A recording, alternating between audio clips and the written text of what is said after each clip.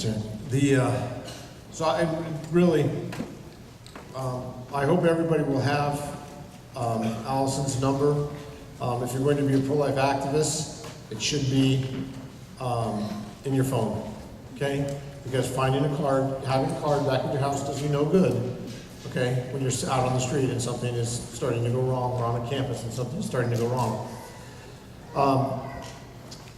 Next up, I'm going to have Astrid come up and share with you. Astrid does a fantastic job here in Los Angeles, and with the LA Pregnancy Services, but also with Hispanics for Life, a group that goes back to the rescue days, and we're just so thankful for all the work that Astrid does here in Los Angeles.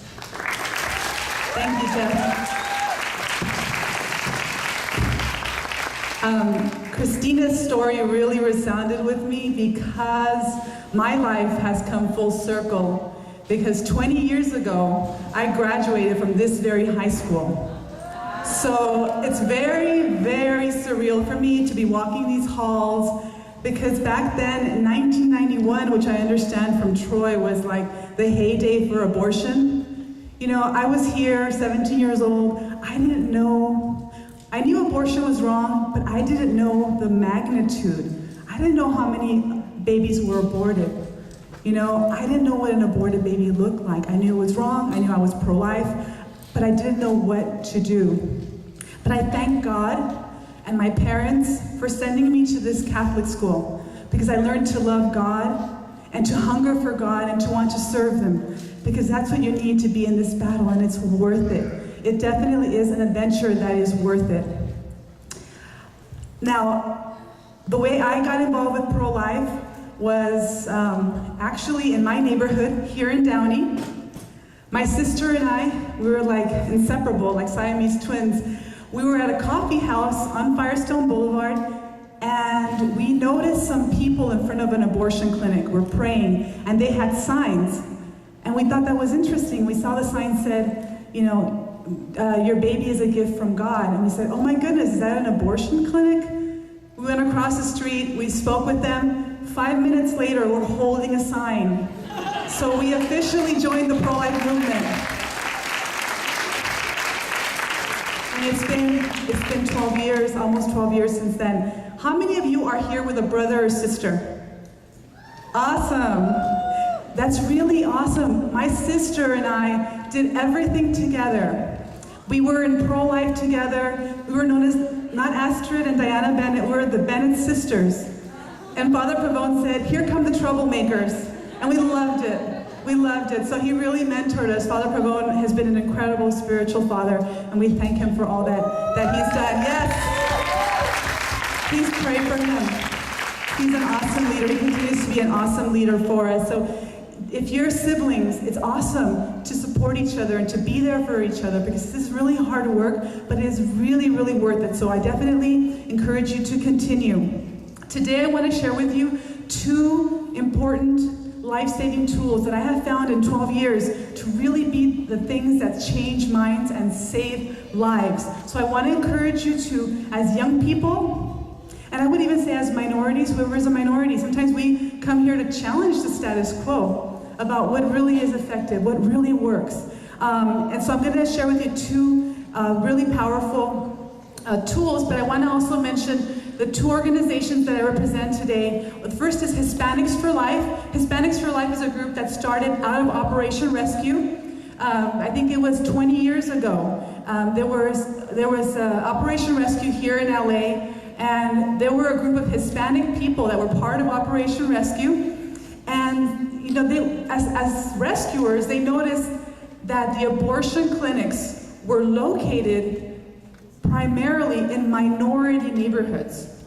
But they thought that was very interesting. Why are these abortion clinics being placed in low-income minority neighborhoods where Latinos and African Americans live? So basically, they were about 12 of them. I don't know, there's a few of them here. Mr. Madrid, can you raise your hand? Here's one of our founders. Yes, Mr. Madrid. What a blessing to have you here. They were known as the Dirty Dozen, the 12 Hispanics, that were involved in Hispanics for Life, and they wanted they really took to heart the verse from the Bible, Hosea 4:6. Please write this down if you have a notebook. Hosea 4:6 in the Old Testament. My people perish for lack of knowledge. So why were Hispanics and African Americans having abortions? Many of them didn't know what they were doing. So Hispanics for Life wanted to show the truth about what abortion does. A wonderful organization called the Center for Bioethical Reform. I love that organization. You can find them. Their website is very easy to remember. It's abortionno.org. Greg Cunningham produced a video called Hard Truth. And Hispanics for Life was given permission to produce the Spanish version of Hard Truth called Dura Realidad. And it means hard truth, and it basically unmasks the reality of what abortion does to a child. So today, with the few minutes that I have, I thought the best use of my time today would be to show you, to invite you to see the truth of what abortion does to a child, because we have to see it. In Spanish, we have a saying, ojos que no ven, corazón que no siente.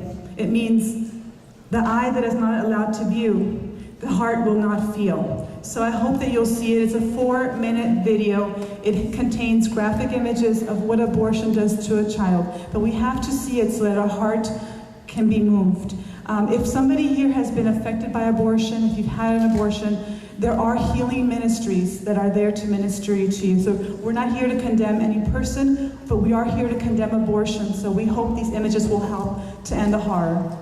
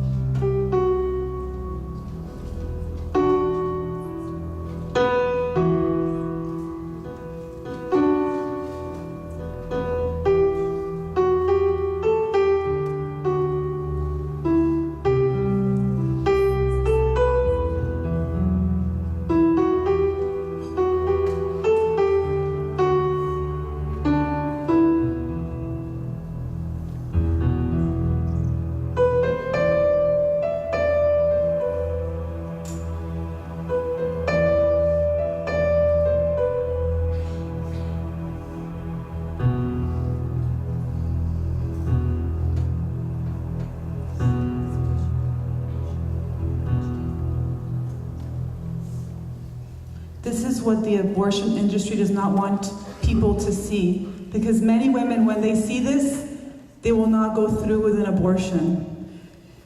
The second organization I represent is Los Angeles Pregnancy Services. We're one of 3,000 pregnancy centers in the US. Our situation is unique. We're in the middle of 9 abortion centers within a 1-mile radius here in LA.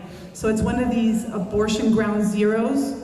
It's an area, if you can imagine, 9 abortion clinics so close together in one neighborhood, very poor people, minorities primarily. In the street corners, as Troy was mentioning, they hand out coupons, flyers to people. Some of these people are even aggressive enough to ask women, are you pregnant? If they are, they'll lure them into these abortion clinics because they get $25 for each person they bring in, whether they want an abortion or not. Because once they're inside, they might be able to convince them to get an abortion. So it is aggressive. So we have to come out with our own tactics to be able to find these women. But once they're inside our center, it's really important that we use the best means to help them understand the truth. And they say knowledge is power. This is powerful. Our center has been open for 11 years. The first 5 years, we were surrounded by 7 abortion clinics. Guess what? The first year, we saved 12 babies. Praise be to God for 12 babies. But do you think that's nearly enough for having 7 abortion clinics the entire year? What I found was that with abortion, you can talk until you're blue in the face. But when you invite a woman lovingly, courageously, and respectfully to watch these images, many women do. They're curious. It's their body, it's their future. They want to see what's going to happen. Many of them, the vast majority, change their mind from that morning wanting an abortion, having an abortion scheduled. This changes their mind. Our center offers women, we offer them financial help, diapers, all of these things, but nothing has changed their mind like this video. So I invite you to please share it. For me, it's like a vaccination against lies. So don't wait till somebody's in crisis. Please share this video. I'm going to be giving out to every single person here a free copy of the graphic video, Hard Truth. Just come to Hispanics for Life table. We'll give you a copy. You can make free copies. It's allowed by our organization. I'm also giving out another CD that's very important that you watch because this is not the main way that babies die from abortion. Chemical abortions probably kill more babies than surgical abortions. The morning after pill, the birth control pill. I have a CD called Contraception Why Not that you have to hear because it's not just this abortion we're fighting, but also chemical abortions, the tiniest babies. So please come to our table. We're going to give you a free DVD and also a CD, and you can find out about how you can get involved at our center in different ways, how to give a presentation for your school, for your church. We do free talks, so please come to our organization. We'd love to meet you. Thank you very much for listening. God bless. Thank you, Alison.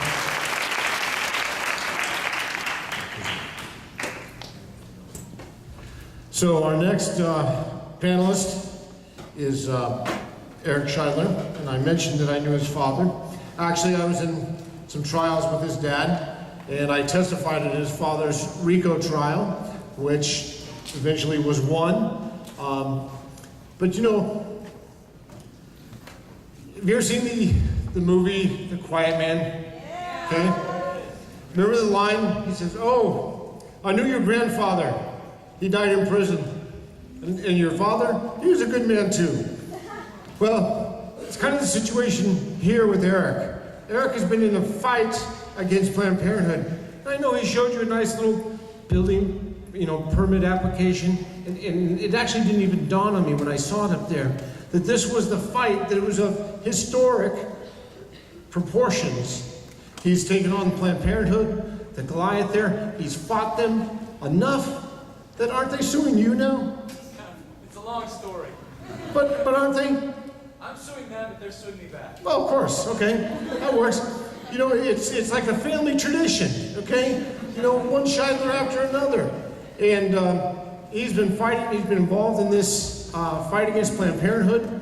And I've seen pictures, come across the internet from some of your events, and they're just great stuff, and I hope you'll come and share some of your secrets with us.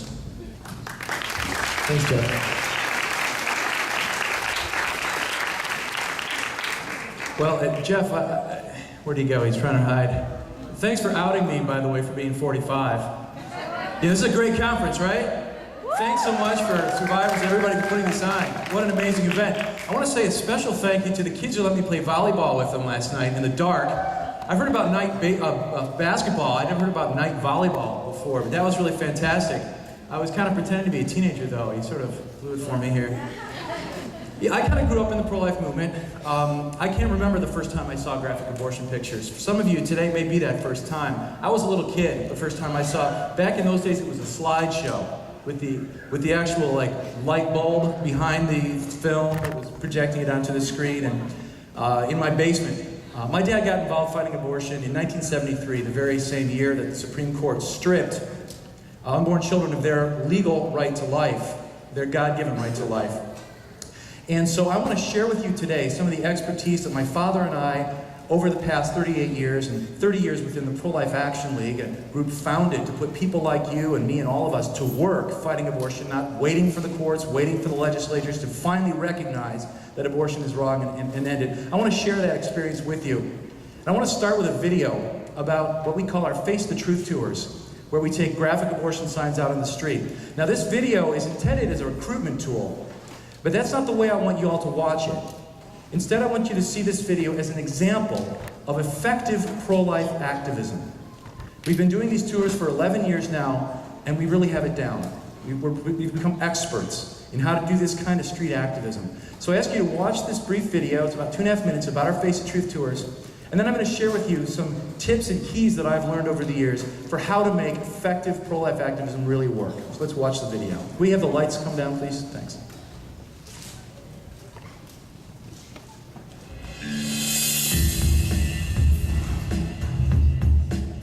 Face the Truth is a campaign where we go out into the street with graphic abortion signs to show the public what abortion really is. Again and again we're told that's what happens to a baby when they do an abortion. We need people to know about this because when they see it, when they behold it with their own eyes, their support for abortion really begins to corrode.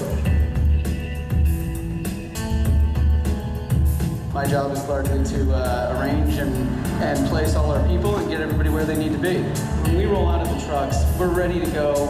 We're in control of the situation. Even if there's trouble from passersby, our volunteers can be out here and feel safe, knowing that the tour is going to be run safely, the tour is going to be run in an organized way, and the message is going to come across clearly, which is, of course, the most important thing in the long run. We are teaching. We are teaching what abortion is, that it's destroying the nation, it's destroying our spirit, it's anti-American, anti-life. I'm sure that many people are sincere when they talk about being concerned that children will see these pictures. In my experience, children really handle these pictures a lot better than adults. Children are naturally pro-life. When you explain to a child in terms they can understand what abortion really is, all children will say that's wrong. Say to your child, people are hurting babies, and these folks out here with the signs are trying to stop that from happening by showing what's going on.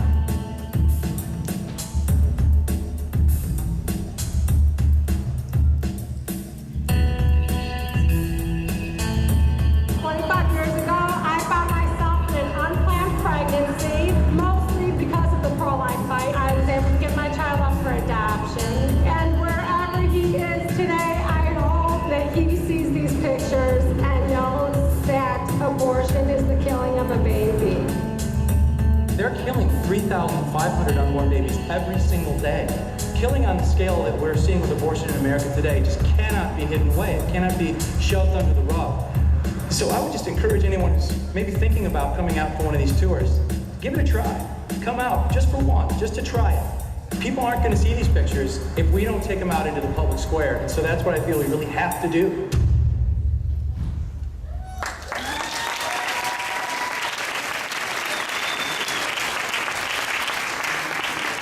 Thanks so much. So I'm going to share with you, I started out with about 150 keys for successful pro-life action. I gradually whittled it down. I could probably go on and on. I'll try to stay within my time limit though. So I'm going to go kind of fast here.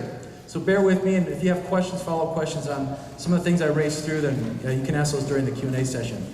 10 keys for successful pro-life action. Things that, as I thought about it when I was asked to give this talk, that I wanted to share with you guys. Number one, you got to look for opportunities. Right here is a protest we did just a few weeks ago at a big NARAL funder. Kathleen Sebelius, Troy talked about Kathleen Sebelius, the Secretary of Health and Human Services. She is Barack Obama's right arm in implementing his pro-abortion policies. She came to Chicago to give a speech at the National Abortion Rights Action League luncheon fundraiser in downtown Chicago. And we found out about it and we were there. We were looking for opportunities to get onto the street. We made signs and we went out there. So be ready to take action. Be ready. You can't be an effective activist if you aren't prepared when the news comes down the line that an event like this is taking place to strike. So number one, you've got to appreciate the value of getting out on the street. Nothing makes me feel more alive than being out on the street or the sidewalk fighting abortion. Nothing makes me feel more hopeful about the future of pro-life activism and our eventual victory than being out there on the street. And sometimes my organization, we will schedule a Face the Truth tour, a one-day Face the Truth tour, just so that we can feel pumped up and involved, because we recognize how important it is to be out there. Get on the pro-choice email lists and Facebook updates. At your campuses, if you're in college or in high school, look for the pro-abortion groups. Get on their lists so when they're doing an event, when they're asking women to come and talk about how great abortion is or something like that, you're there. Find out what's going on so you can protest. And have all those tools ready. Have those signs ready. Your list of contacts, the people you're going to reach out to. We're using robocalls now. We've got those phone calls ready to go. All of the files that you need to make postcards to send out, or descriptions of what you're going to be doing to people. Have all that stuff ready to go so that when the time comes, you'll be able to take action. Number two, this is a map of one of my protests back when Planned Parenthood was opening that massive abortion center that I'm now involved in a lawsuit or two about. I love to get out my pad and my colored pens on my MacBook and make these little battle plans. Devise your battle plan. I love making a battle plan. And thanks to Andy Moore for calling this a war conference. That's what this is. We've got to have a battle plan. Write up a detailed plan of what's going on, who's doing what, where, and when. There's nothing more effective for pulling off a good pro-life event, whether it's a conference, or it's street activism, or it's going to a school and passing out literature, than to draw up a battle plan. Write down all the people who are going to be involved, what their jobs are going to be, what their phone numbers are so you can reach each other. Very practical tips. As you walk through that plan and draw out that map, you get in your mind a plan for how things are going to go. And you find problems you might not have thought about. Draw up that battle plan. Use Google Maps and Street View. I get calls from pro-life activists all over the country asking me for help. Eric, we want to put a Face the Truth tour here in the middle of Montana. Where do we put it? Here's the abortions. We go on Street View together. You know, so many thousand miles away, we can look at the same spot and decide where the best place to put signs would be. Use those tools, Google Maps, Street View.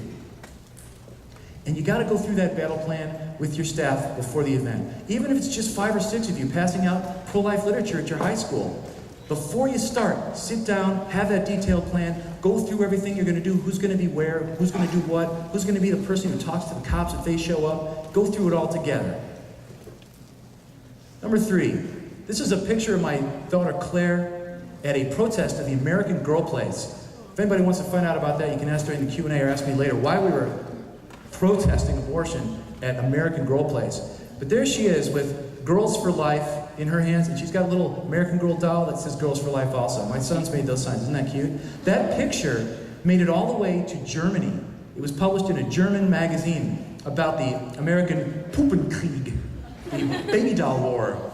They thought we were silly, we Americans, for caring about abortion and its connection to American Girl dolls back in 2005. But that illustrates my next point.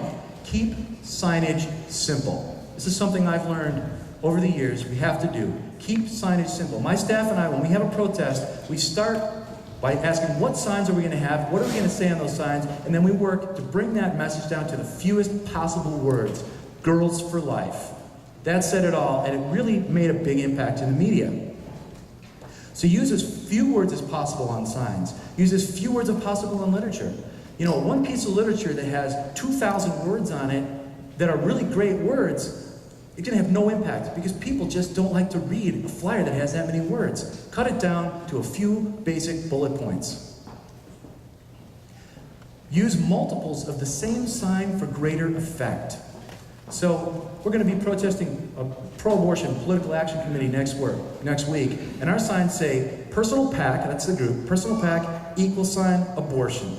Personal PAC = abortion. And we're going to have 12 of those signs out there. We're going to have 12 more signs saying, shame on Catholic Governor Quinn, who's our pro-abortion governor who's passing out a pro-choice award. Long story.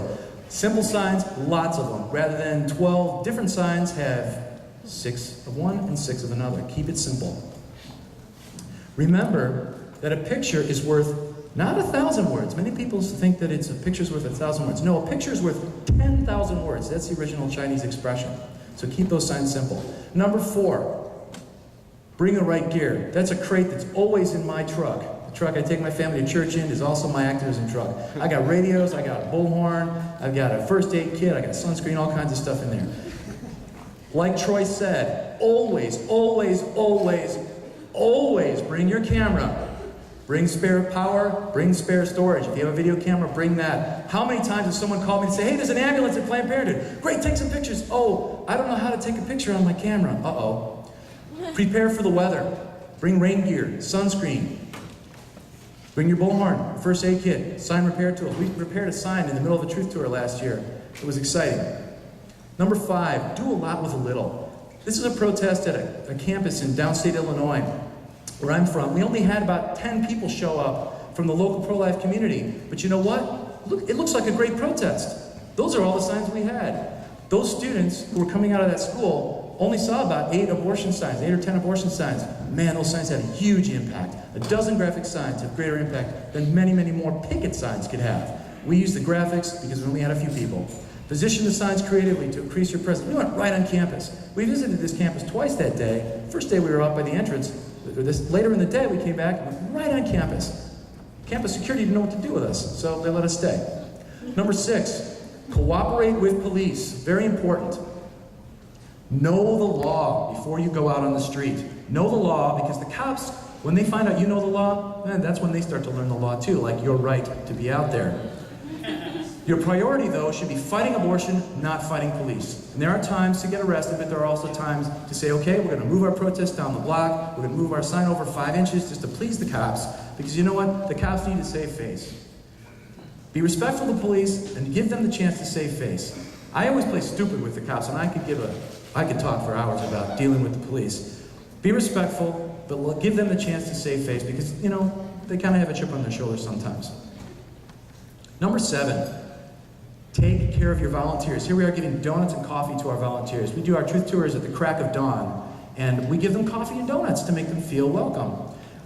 You've got to invite people to be a part of this activity. I think too often pro-lifers in our groups, we want to have, you know, just our little core group of the 8 of us who all know what we're doing come out. Invite people who aren't involved yet to get involved with you.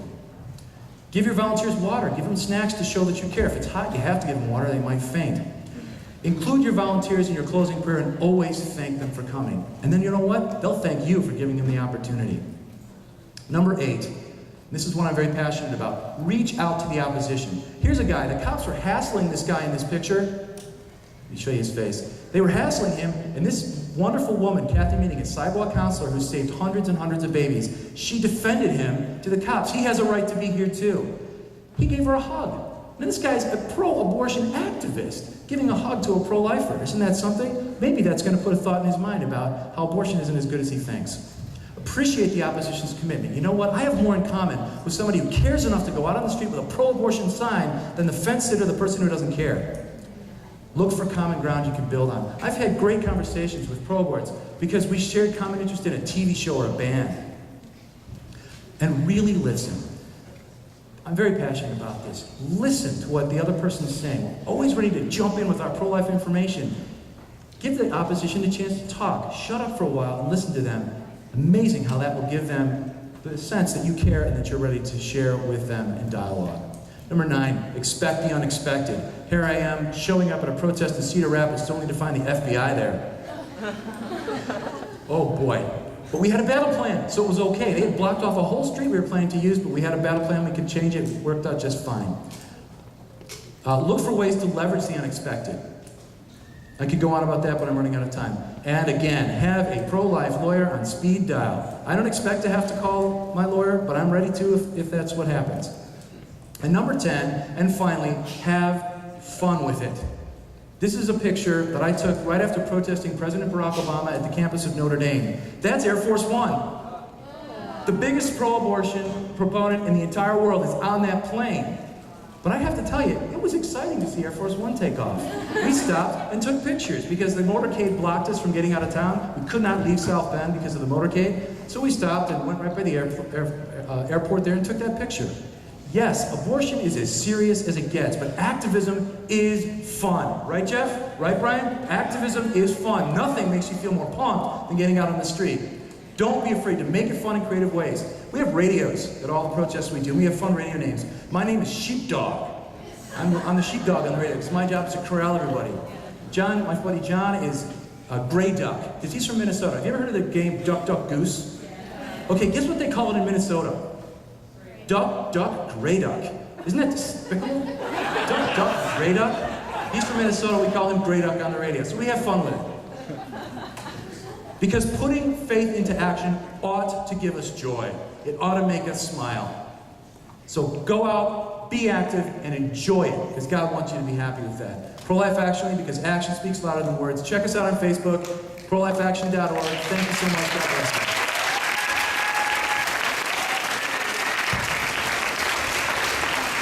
Thank you, Eric. All right, next up, Christina Garza, lady needs no introduction. There she is.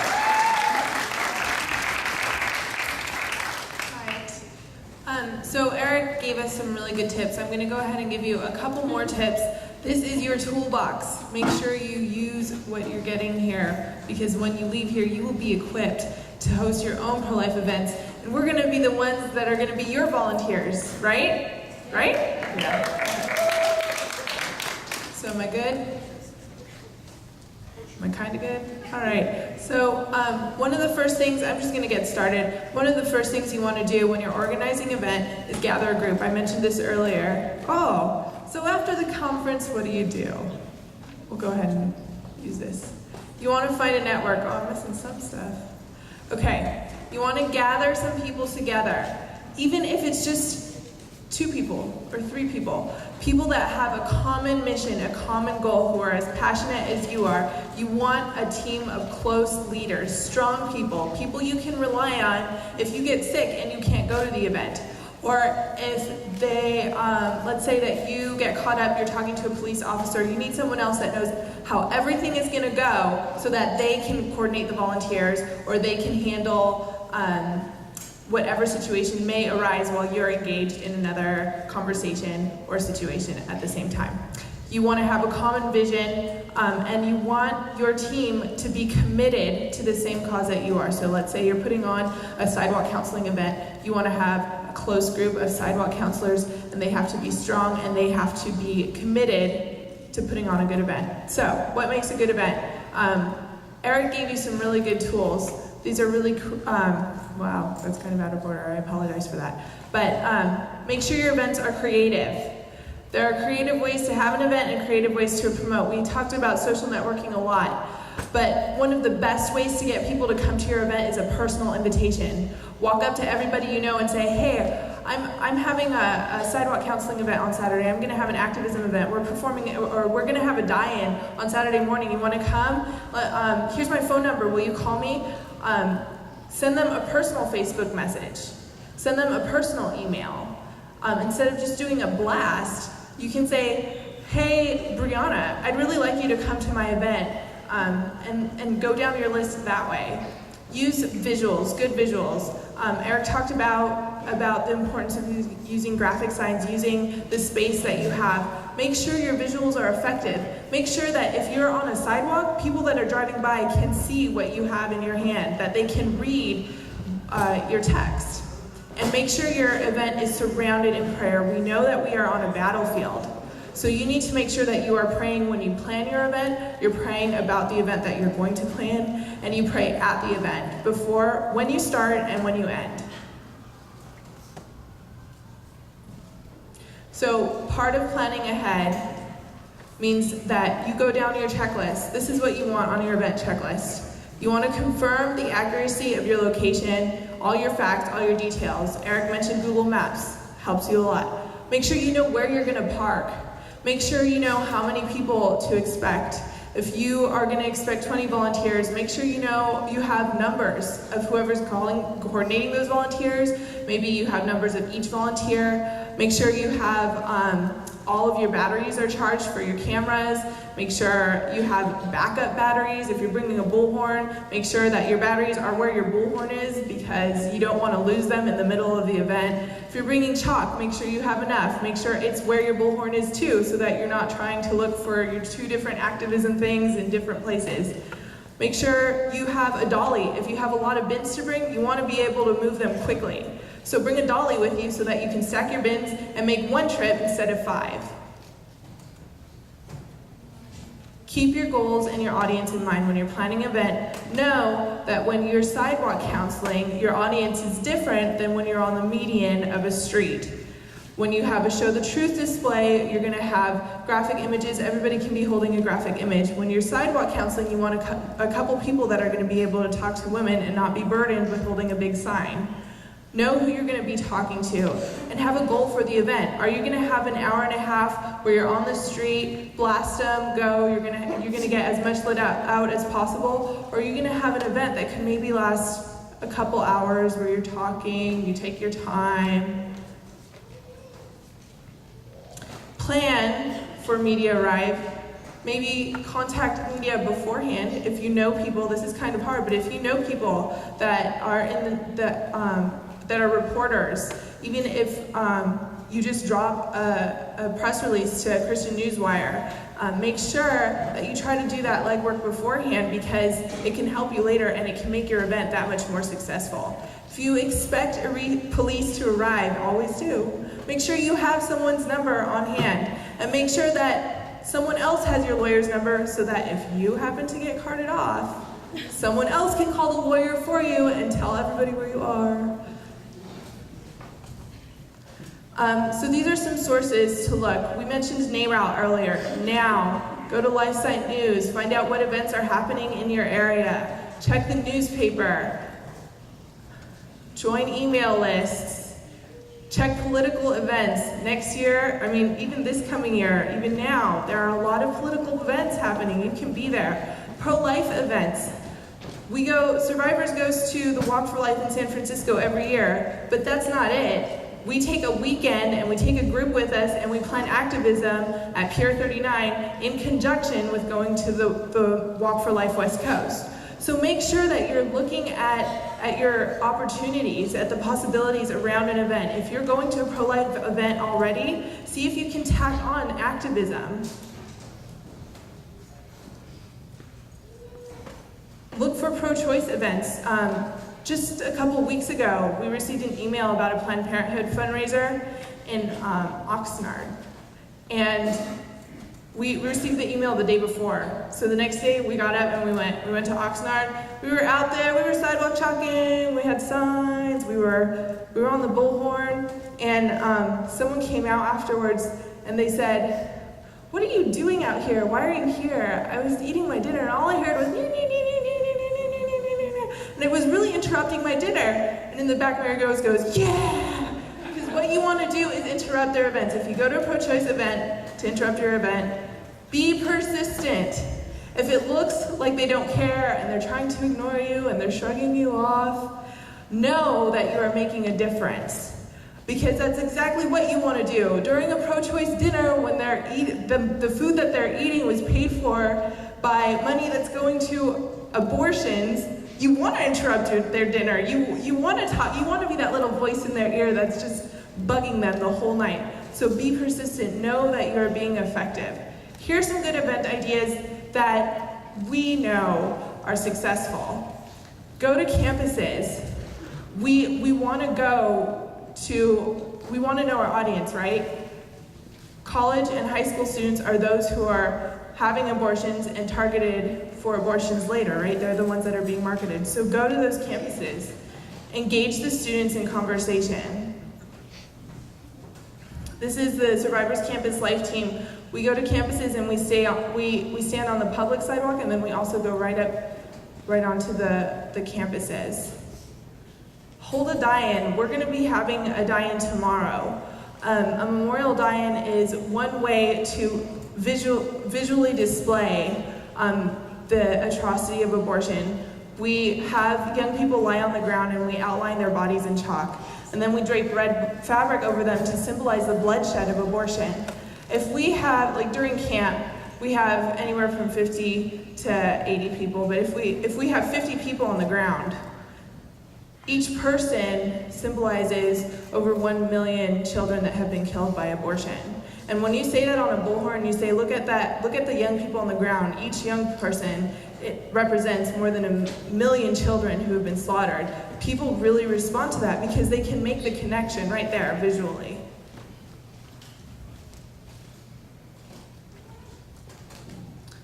Sidewalk counseling.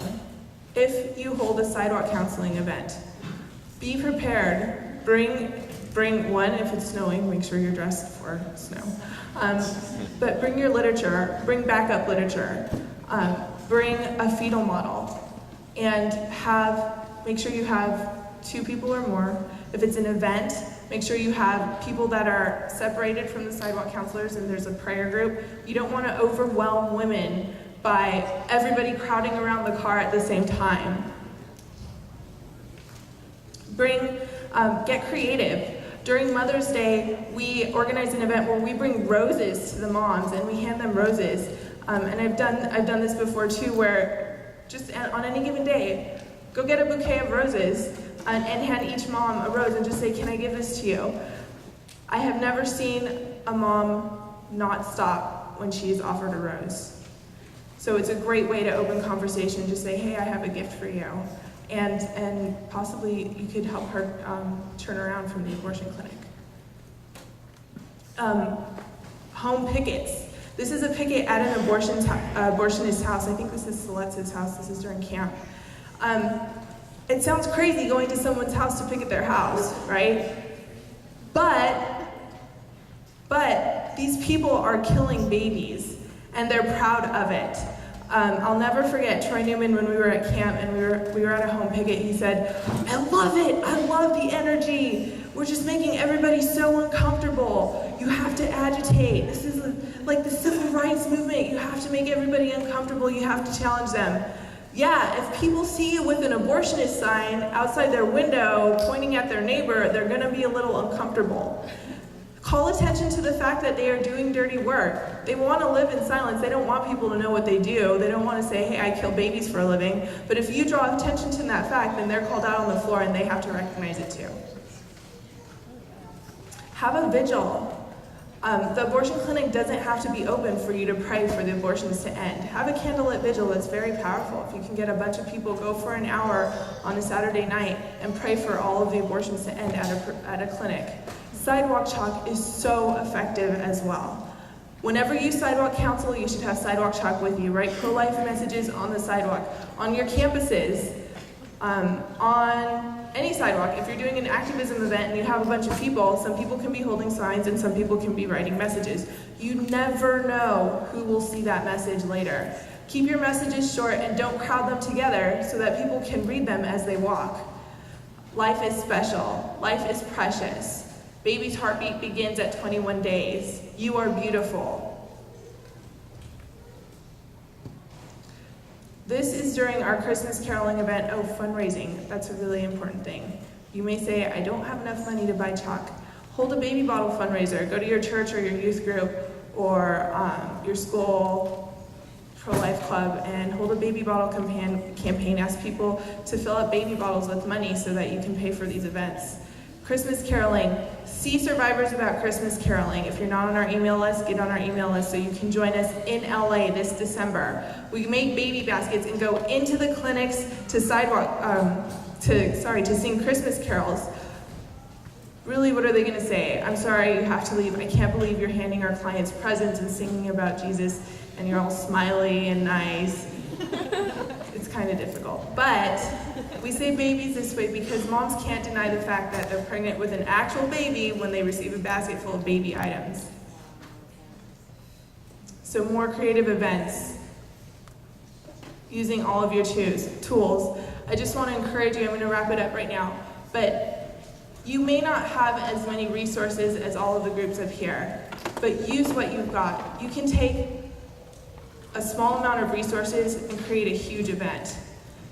You just need to put the research and the planning and the heart into it. That's what counts, your passion and your faith, and that's what's going to make your event successful. So please ask questions. See any of us outside in the exhibitors hall if you have any questions or would like to organize an event. Thank you, Christina.